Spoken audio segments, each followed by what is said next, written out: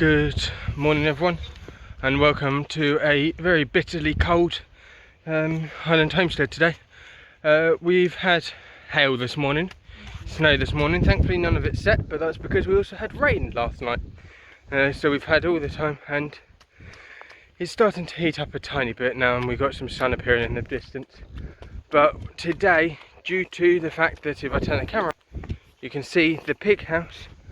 The pigs have been battering their pig house, and it's resulted in their roof actually caving in from them knocking it around everywhere. So we, in the process today, are going to make a pallet pig house. It's a very simple design. We know the wind comes from this direction, and we're going to put a backing along here, put two pallets either side, put this thin pallet in the centre so they can walk in and around and they can sit in this area. We're going to then cover the whole thing in tarp to weatherproof it, and then using the metal sheet from their failed pig ark, because they have destroyed it, we're going to put them in that.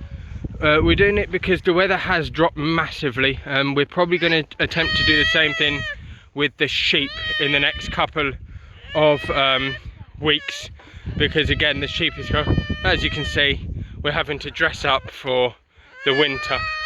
So what we'll do is we'll get on with it now, and then we will show you the finished result. If there's anything we come across that's a problem, or we might show you stages. We might put up the pallet, show you what that looks like, put up the tarp, show you what that looks like, and then finally put on the roof and show you the completed product.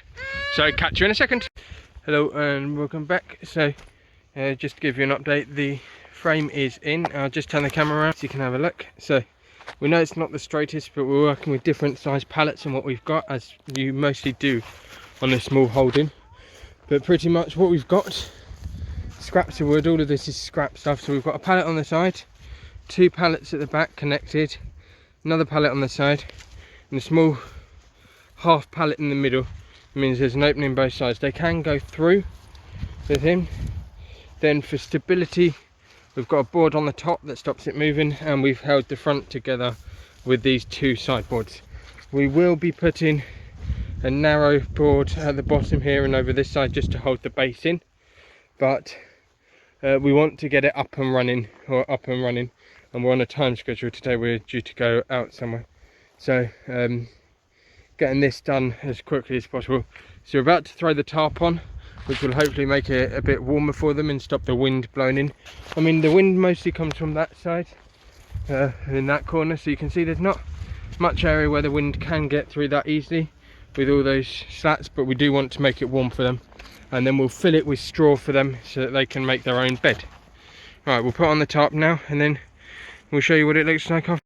Hello, so it's a couple of days later, and we've managed to complete the pig house.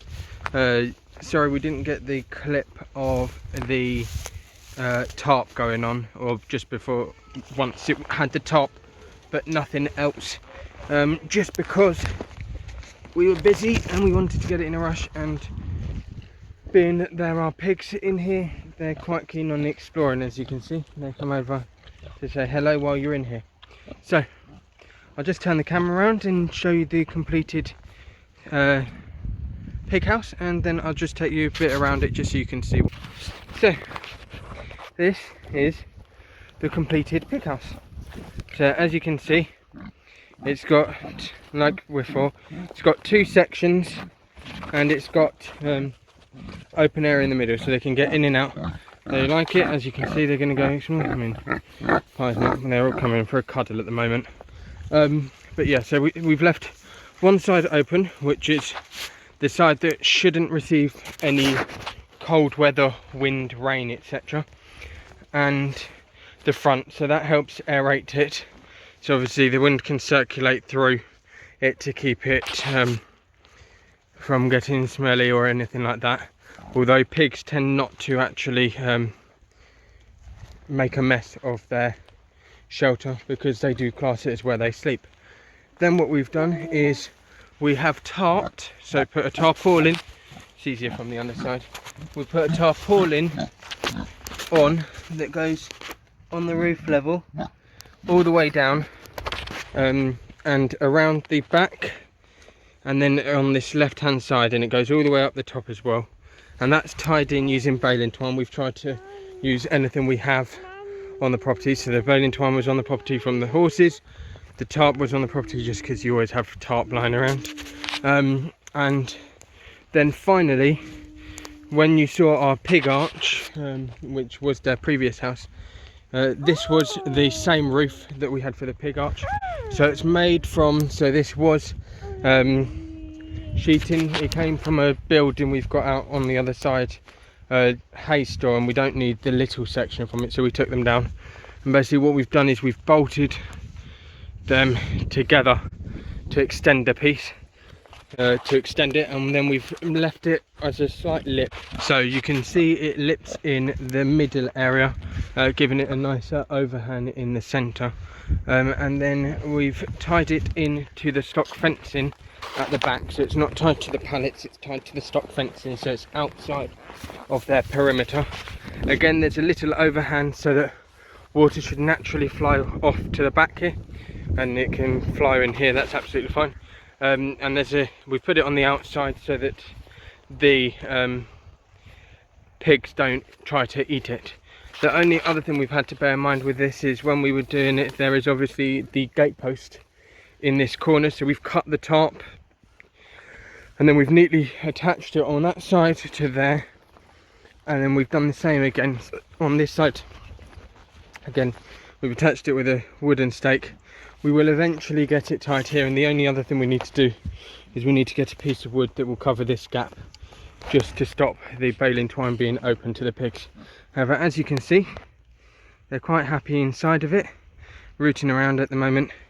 And we've noticed they've been using it. There's their lay down areas, so you can see one's lying down in this section here, one at the back, and then one normally lies down on the other side. But I think they're probably making a bed at the moment for a quick nap. That is it for us this week, though, I believe. Apologies for the lack of video other than the pigs.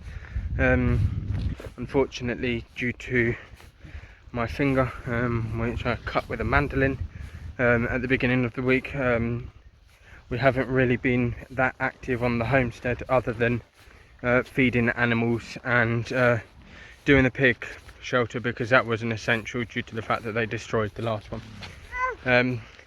But thank you very much. Please do subscribe to the channel.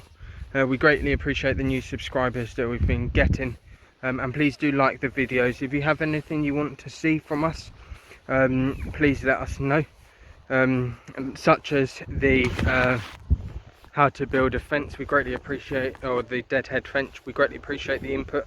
And if we're doing projects that you're interested in and you want to see a bit more in depth, please do let us know. We're more than happy to film a bit more in depth on it to show you.